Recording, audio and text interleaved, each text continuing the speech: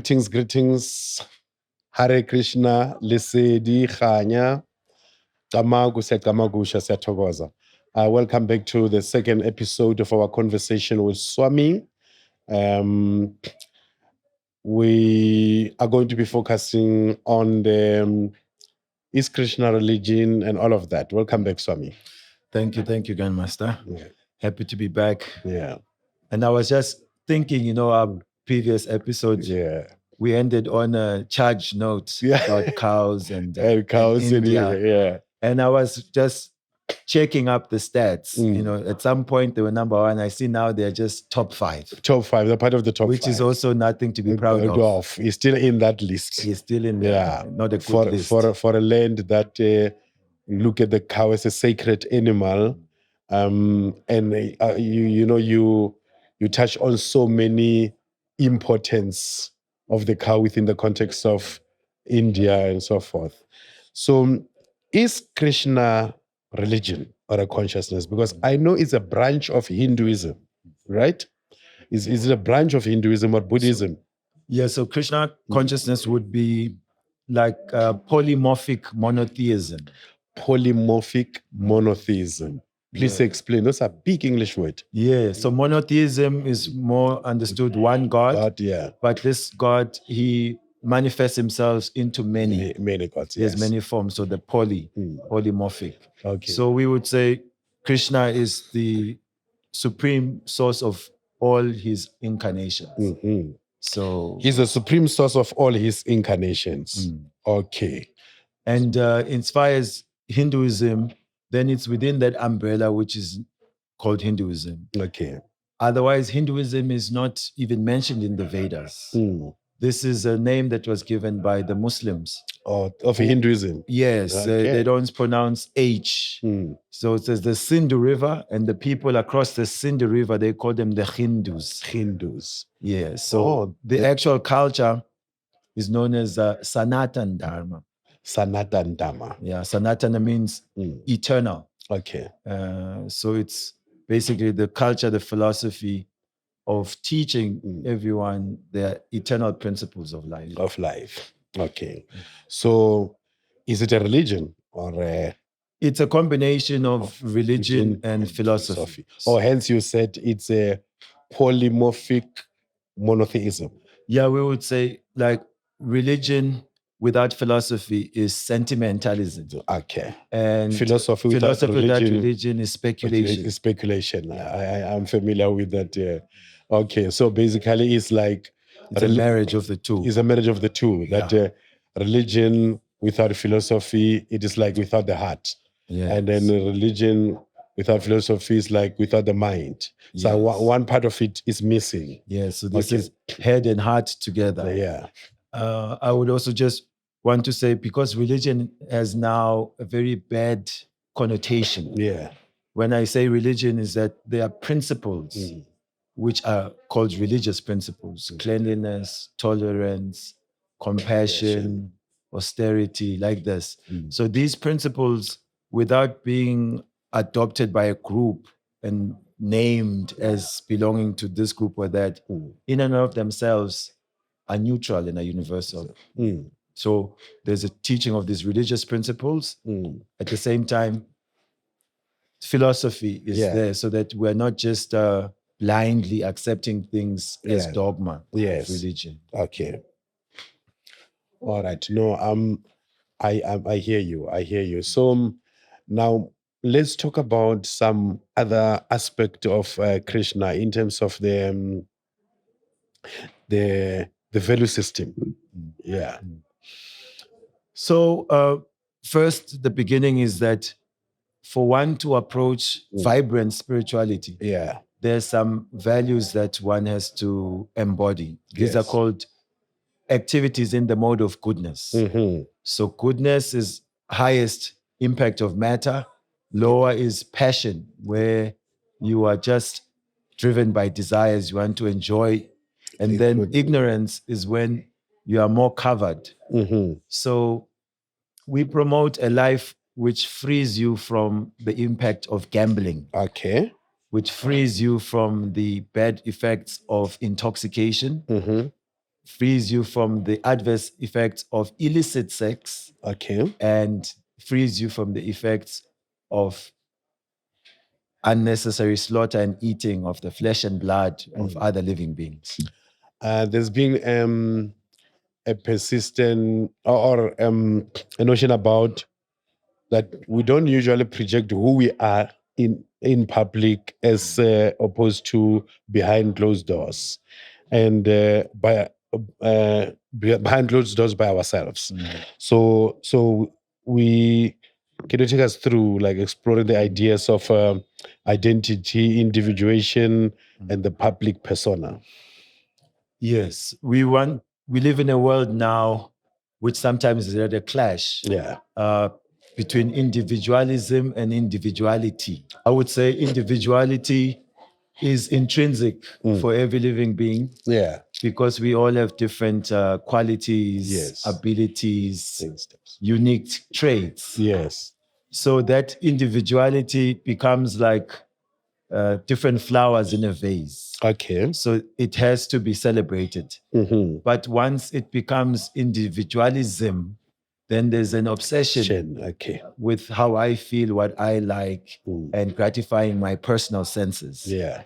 So because also individuality is promoted in this day and age, then people get caught up in trying to get the objects which distinguish them, which can be also adverse to the uniform culture or united culture. And I think another thing I was thinking about is that we can have the externals that say to some degree what our values are. Yeah.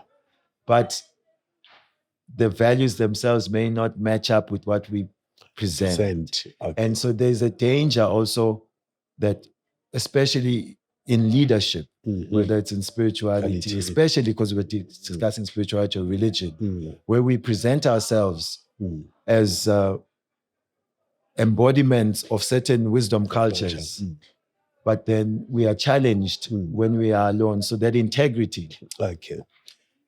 And it's not an easy one. Right. It's not an easy one. Because also the persona or even the clothing we're discussing. Like personally, as a monk, I wear these robes. Yeah. So personally, I'm not the purest monk you will find on earth. I'm also on a journey. Yeah. But if I'm dressed like this, then I tend to be in the mindset that I represent a certain way of life. And I can be encouraged to walk the walk and walk my talk. Yeah. So humility always helps, that we can say that what we are presenting is not that we have fully realized it in our personal behavior. And also warn that it will not be the clothes or the external markers that will make the man. All right. So basically, it's quite a transformative consciousness that you must walk the talk. You must walk who you are. It's very interesting you mentioned individuality. Within the teachings of Rastafari, His Majesty talk about individuality. It's a new thing. And then you go to African spirituality traditions, the concept of Ubuntu, it's about the collective. Yes. That we've always been a collective people. I am because you are, therefore we are. We'll talk about it takes the whole village to have a marriage. It takes the whole village to raise a child. So it always takes the collective to achieve something, even our own individuality, that our individuality, it is found in our collective, our collectivity, that our collectiveness, that I am because you are, therefore we are. That is what really ultimately defines my individuality. But also because the Western world is promoting Western individualism, American Constitution being the first, that have that in there, that the individual rights, individual have a right to this, individual right this and that. So this is in contrast with consciousness.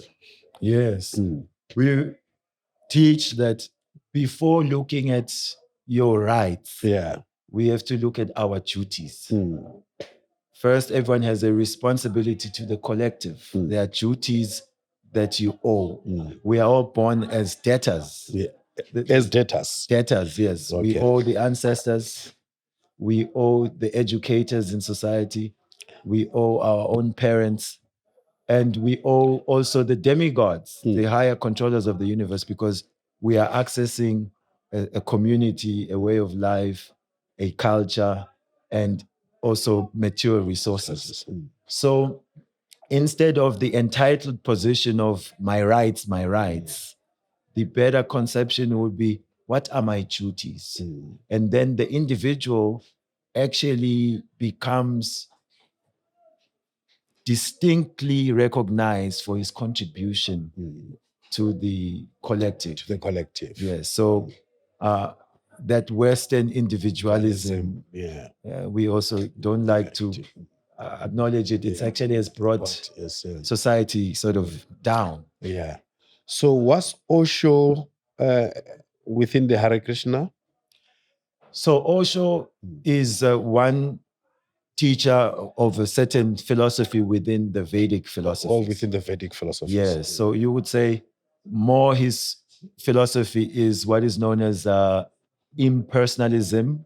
Which is, the technical name is called Mayavad. Okay. Sometimes also a touch of voidism. Okay. Where voidism means there is no supreme. Impersonalism means that there's a divine energy pervading everything, and that you are also part of that. But it can degrade to that you are that, meaning you are only divine, whereas Krishna consciousness qualifies that you are simultaneously one and different from that. Just like the drop of the ocean is the same as the ocean in quality, but in quantity is different. So we are God in terms of we are also conscious, we are eternal, we are full of knowledge, but we don't have full knowledge, full happiness. We cannot create unlimitedly. We have small potency, whereas God has all potency. So the Krishna consciousness ultimately leads to, as a God consciousness, ultimately leads to one becoming a God, or one realizing their godly state, their godly essence. Yes, and that godly essence is, I am a loving servant or a cooperator, because the word servant also now has bad connotations. But a child naturally reveres the parents and tries to connect to what the parents are trying to achieve. Yeah, because what I'm picking up in there is, as we keep on saying, there are a whole lot of things that you can always trace them to certain practices and tradition in Africa. And that is why some of the scholars, they will talk about the African origin of major world religions. Dr. Joseph Ben Yokana, he wrote a book, actually, The African Origin of Major World Religion. And then Rashidi Ranuku did a whole lot of work in Asia and all of that, how some of these Asian religion. And then you have Muat Ashby in America, who are teaching how all these meditations were traced from the ancient Egyptians. So one of the things I find in what you are saying, the consciousness that ultimately lead you to God realization, it is the core of the ancient Kemites, Egyptian knowledge system, consciousness, that the body is a tomb to the soul. So they have to defeat the bodily impediments by raising the soul above the bodily desires. So, which is now, in your case, you talk about lust, you talk about the 3 stages of feeling, thinking, and willing. Yes. The will to become the ultimate. So I find this correlation in the context of comparative religions and in the depth of making human beings better beings. You find that in the core of these spiritual cultures, particularly the non-Abrahamic spiritual cultures, the ancient spiritual cultures that traces themselves back to antiquity, most distant antiquity, they have these similarities of changing the human making the human a better person, and making them be able to relate with others in a better way than the conqueror's religion, which is based on one race want to subdue the other race, and so forth and so forth. And that's why actually we want to encourage people to look into the ancient wisdom systems, because there's that thread which is saying that the biggest conquest is to conquer your own mind and senses, conquer the self. And there, the knowledge systems are, there's gradation. It's actually one path, but can be understood different angles of vision, and also progressively so. Just like we can sit here and say we're sitting in the sun, but then someone says, no, I mean, the sun is over there. So there is no sun without sunlight. So we're sitting in the sun, contacting the rays. This is one level of being in the sun. Another level will be on the sun planet. So similarly, with this understanding of God, you had mentioned someone like Osho earlier, would be that impersonal philosophy says the energy of the universe is supreme. And that is correct. There's an energy everywhere. But higher than that manifestation of God as the energy that pervades everything is that he is there within the heart of every living being. Therefore, we find that there's inner intuition, a guide. And higher than that is the personality himself. You can shake his hand, you can have a meal with him. The person from whom we also take personhood from. He has a spiritual form, just as we have a form, but his form is unlimited, is all-knowing. Ours is limited, is affected by ignorance. So to your point, let us look to ancient wisdom. And we find that there is a greater liberation of mind, and there's a greater unity of mankind. It is quite interesting. One of the African philosophers, they talk about how ancient wisdom is in the words that we have forgotten their meaning. These ancient words that were spoken, whether in the context of isintu, most of the older ancient principles, you find them there in understanding the metaphors, the word construct, how these languages were constructed, and so forth. So, let's go deep into, because what we're interested in ultimately with all spiritual cultures and religion is to create a better human being. Religion is implicated in colonialism, particularly Judeo-Christianity and Islam, Abrahamic religion. They're all implicated in colonialism, they're implicated in slavery. So now when people move away from religion, which they're not actually moving from God, they're just moving from religion. They're not moving from God, they're just moving from the church. But the danger that with most of our people, when we removing them from religion, they either try to gravitate to atheism instead of spirituality without religion, spirituality without church, because God belongs to no religion. You don't have to be religious to have a relationship with God. It's a spiritual thing. It's consciousness. It's a God consciousness, So the danger, therefore, becomes that transition needs to be managed. If it's not managed, it will be like our people get so despondent, they despair, and then they move from one extreme to the other. Instead of finding the proper middle ground that don't reduce them into nihilists, who are then rejecting all human values because they are rejecting religion. So it's like throwing away the baby with the bath. Yes. And you are so right with that. One other aspect is this: we struggle in this life with other persons in terms of relationships. Yes. And so when we are presented an idea that there are eternal relationships, that you can go to a place where you will remain a person, it's very difficult for people to accept, because they're thinking, Nyasogola, already here, I know how persons have backstabbed me or lied to me or this or that.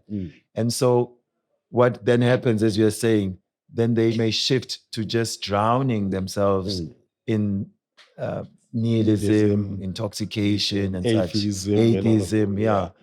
So Bhagavad Gita inspires that this material world where we are is a perverted reflection of the original world, the spiritual world. Yeah.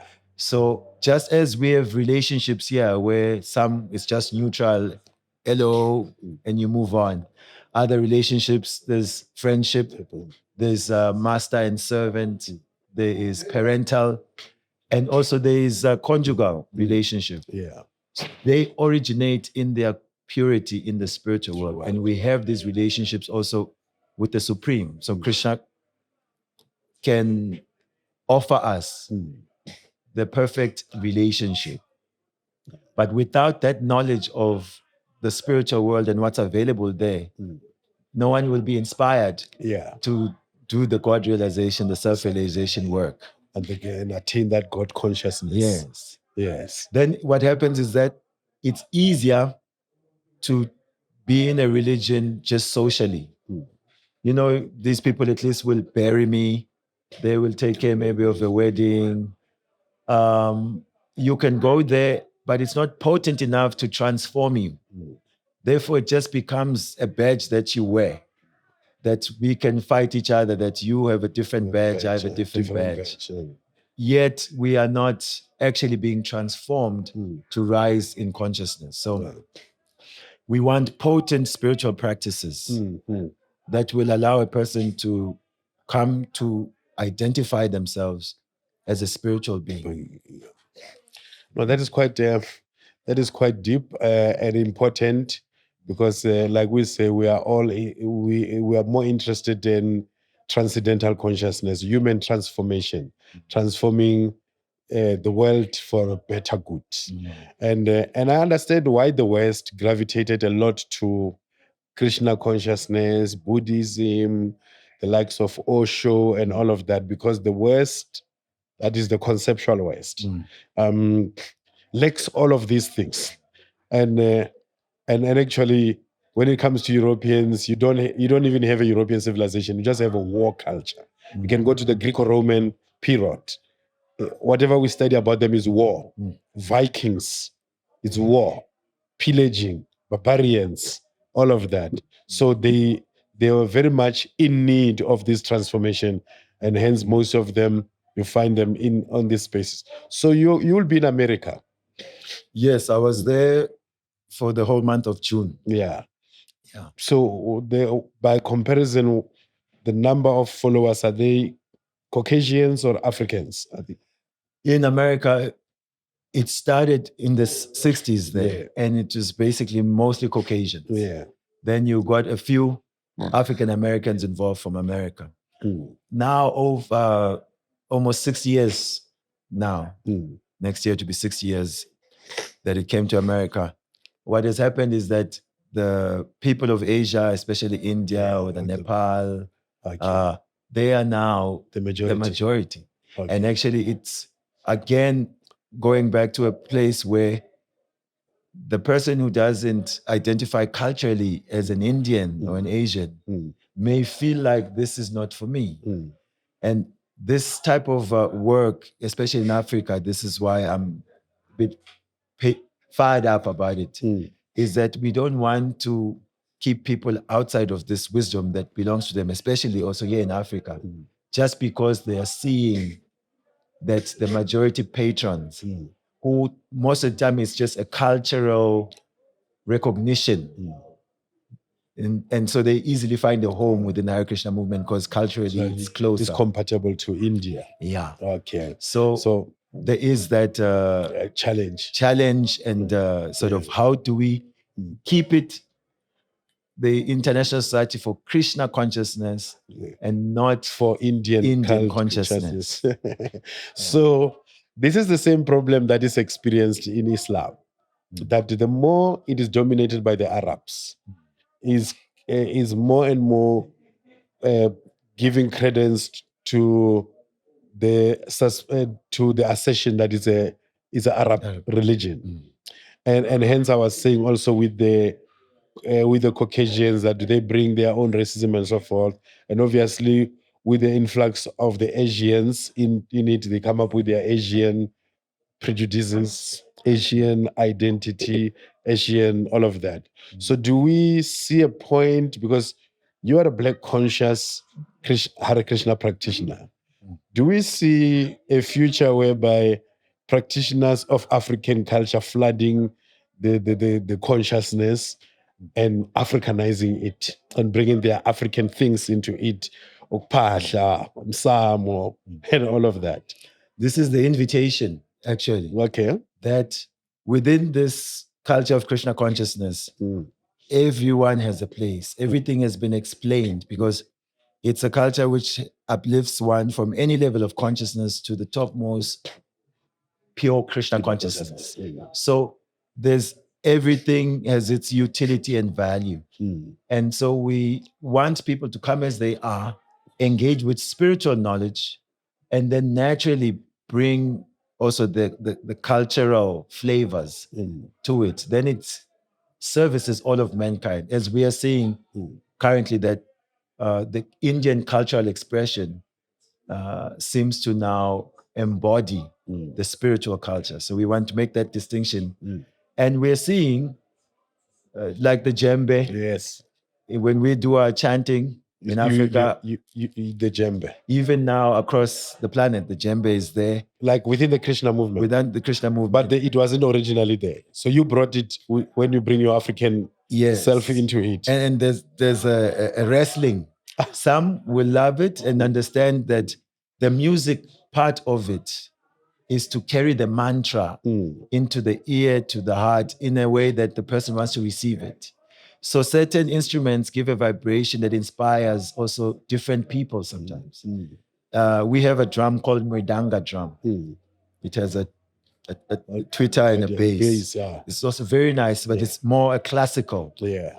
And then djembe lends this power. It's more expansive. Yes. Yeah, people love it. And then others just feel like, no. So basically, Krishna consciousness is a contested terrain that is contested by Asians in Asia, in America, and probably even in Asia, where they're in the majority. And contested by Caucasians in America or in Europe, and also contested by Africans in the continent here. You could say, like in Russia, it's very big, Krishna consciousness. Okay. But then there you get to find the Russian flavor coming in. But what is good is that the underlying culture is that Krishna is the center of all activities. And you can use any aspect of the external world to increase your Krishna consciousness. It becomes a problem when others cannot see the utility of other cultures towards Krishna consciousness. And then they start thinking one cultural expression is the only one. So yes. And therefore, for us to really benefit also in Africa, it will take that people see those who look like them, dress like them, sort of speak like them, involved. And then they can see that I'm also welcomed and I can take part. Now, this is the age of mental health pandemics, depression, people are suicidal. So the ABC teachings of Bhagavad Gita, and it's again and again, and it can never be underscored enough, is that we are not this material body or mind. We are the spiritual being, the soul. And so when we start to value ourselves as the spiritual spark of life, then we get to see that the mind is either our friend or our enemy. And in this day and age, we're spoiled for so much choice that... Is it the part where you're dividing the mind in terms of the subconscious mind and the mind, or you just talk about the mind generally? So we break it down in the sense that at the bottom of the makeup is the physical body, gross. Then higher, body means senses, different senses. And then higher than the mind is the senses is the mind. It's where the information goes. And then the mind is meant to be managed by the intellect, the intelligence. And the intelligence is meant to be managed by the soul, the consciousness, the spirit. So I think it's easier and clearer when we call it spirit. In Bhagavad Gita, it addresses spirit, soul. So spirit would mean the consciousness, underneath it, the intelligence, which is an aspect of the mind, which does discrimination. And then the mind itself is managing the feeling, the thinking, and the will of the same conscious being. And then the senses of the body are bringing in information from the outside world. So I know that we were touching, we just throw in the comparison or the derivation of Krishna coming out of Hinduism or what. So, but what are the connection between Krishna consciousness and Buddhism? Buddhism and Krishna consciousness. So Buddha is an incarnation of Krishna. Buddha appeared to help people to get out of indiscriminate animal slaughter. Indiscriminate animal slaughter. Indiscriminate animal slaughter. Like the one that make India at one time number one exporter of beef. So you find that they would use the scripture to justify now just the indiscriminate slaughter. So Buddha came and taught non-violence, ahimsa. He said, forget these Vedic scriptures, you follow me. So this is a trick, because if he's an incarnation of the same God, he's just now, by following him, you give up this hurdle of the karma of killing animals indiscriminately. And then, but after Buddha, another empowered person was there to defeat the philosophy of Buddha, to bring them back. There is God, follow the Vedas. Then they taught impersonalism, Sankaracharya. After Sankaracharya, his philosophy was contested to bring in the understanding of the personal form of God. So as you look at the whole landscape, Krishna is incarnating to deal with the society according to the time, the place, and the challenges. And so the teachings of Buddha would be accepted all the way to just below its conclusion, which, I mean, there are many forms of Buddhism. There's, Vajrayana, there's Mahayana, there's the Tibetan, there's Zen. But there's an underlying theme where they will teach that there is no supreme person, which is not the conclusion of the Vedas. Or some of them teach there's no soul, anatma. So there's a contention. So basically here we're having different schools of thought coming out of Asia, India in particular. So what is the Vedic civilization in summary? If you are to explain to a person Vedic civilization, what is the that? Vedic civilization would mean those persons who subscribe to the Vedas. So the Vedas originally was an oral culture. And then about 5,000 years ago, it was split into different divisions and penned down. Atharva Veda, Rig Veda, Sama Veda, Yajur Veda. And then around those, then you find the histories. Mahabharata is one of them. Ramayana. I know Mahabharata is like recorded about 1 million type of weapons, including missiles and ballistic missiles of today, which was written 5,000 years ago. Different vehicles, airplanes. So then out of that culture, those people who accept that Vedic wisdom will be part of the Vedic civilization. But socially, it's broken into 4 social orders and 4 spiritual orders. Okay, what are those? The social orders would be, first one is, there's what's called Shudra. Shudra means it's like the legs of society, the worker class. Then there's the stomach or the business class called Vaishyas. Then there's the arms, administrative army that's called the Kshatriyas. Then the head of the social are called Brahmanas, means they are focused on Brahman, spirit. Then on the spiritual side of the body of society. The legs are the students, the brahmacharis, the celibates. The stomach are the married ones, householders. They feed everyone. Then the arms are the retirees. They've had life experience. Now they are advisors, protecting people from spiritual deviancy. And then the head of the spiritual orders is the sannyasi. Sannyasi is the head of the spiritual order. Okay. And therefore the head of the whole society. So Vedic civilization is that civilization which understands we're the soul and then breaks down life into these orders, culminating in moksha, they say, like liberation. Okay. It's a culture that's looking towards becoming liberated from this material world. The last part, actually, the parallels between Krishna consciousness, African spirituality, and Christianity. I know I was making some comparison there and there, but from your perspective as a Swami, what are those parallels? I say the key parallel is that there's an acceptance of a supreme being or divine power. There's also an acceptance of the importance of the family structure, family unit. There's also the parallel of Ubuntu, that there's Umuntu Aganabuntu, means when you don't have Ubuntu, you don't have that spirituality about you that makes you almost like a non-entity. When you don't have that. That also we are an immortal beings. That the body is just a temporary housing for the spirit.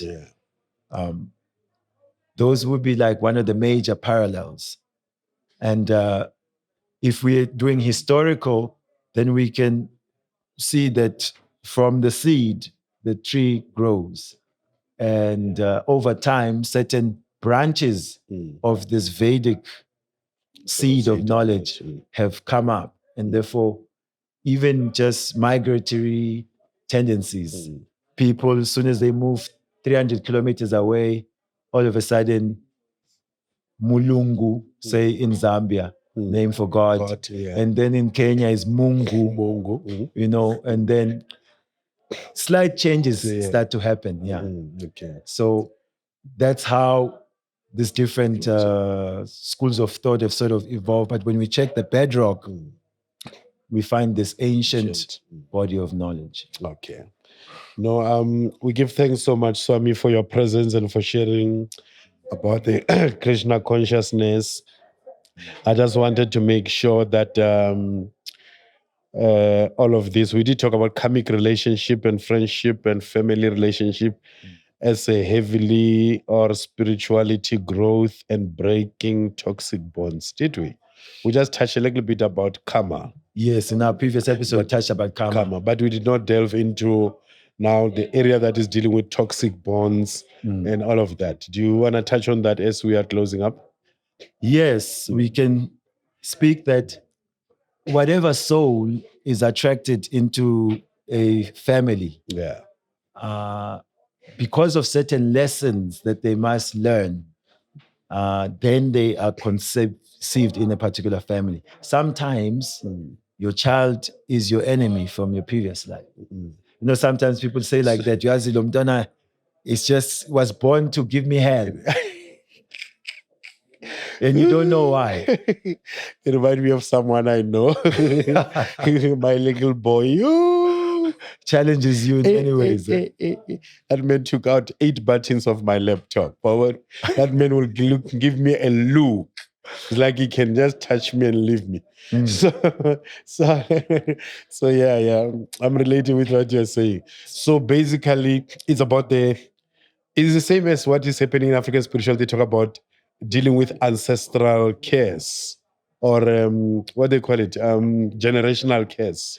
Yes, it's there because even in our African expressions, like people, they look at a child and they can see Gutungatu Ukoko's Banban is back.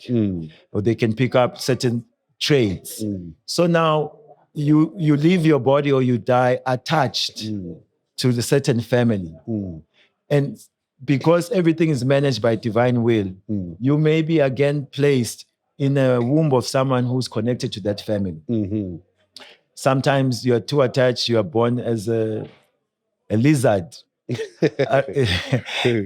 So we want to make sure that we cultivate higher consciousness so that what we do now takes us to a better station. Anyway, families, you are at the place where you are because there's something you have to go through. And if we see sometimes toxic family connections as lessons, maybe this is what I have to learn from this. That's why they're in my space. Yeah. Okay.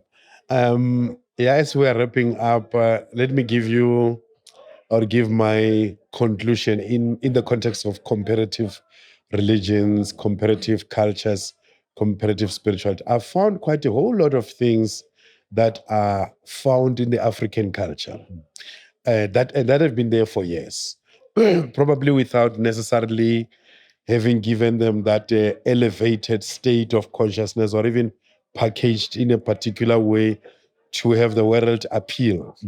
Because I should believe that all of these things that we found in the African conscious space, had they been gotten the opportunity to be packaged like how the International Society of Krishna has packaged theirs and other spiritual cultures, it would have probably understood in a better way. But my conclusion is that having listened for both episodes, and hence I've been just throwing question, was more driven by comparatives. I know there are many scholars who have done that comparatives. I kept on mentioning Rashidi Runuko is one of the top scholars, but there are a couple of them who try to point out all of these things, even from the blackness of Krishna, but also with all the gods, whether it's the gods of Asia or even the Olmecs and Mayans in Southern America, they're always traced to blackness. So therefore, blackness is akin to divinity. But within the Abrahamic religion, blackness is associated with the devil. Darkness. And here you're having a god or the center of a particular consciousness whose other title is perfect black. And all attractive also. And all attractive in their blackness. So I think that you can relate with as someone from black consciousness, black and proud. Steve Biko, philosophist, and all of that. So thank you so much, Swami, for coming through, for sharing your wisdom. And we wish you all the best in your international travel. You say you're going to be going to America? I've just come from there. Okay. I'm going to India and then I'm going to Germany and Switzerland in September. Now may the gods of this continent be with you as you go everywhere and safeguard you. When I explained in that particular context, I was like, as much as the Muslims, they said there are 99 attributes of Allah. These 3,000 names that we Africans call Mudimu with are the 3,000 attributes of Ramasedi. What amount attributes of Krishna? We say unlimited like the waves of the ocean. The unlimited like the waves of the ocean. Hare Krishna. Hare Krishna. Yes. Thank you. We give thanks. This is Unpopular Opinion. And exploring different consciousness. And today we're dealing strictly with Krishna consciousness, the consciousness of God. Hare Krishna. Hare Krishna.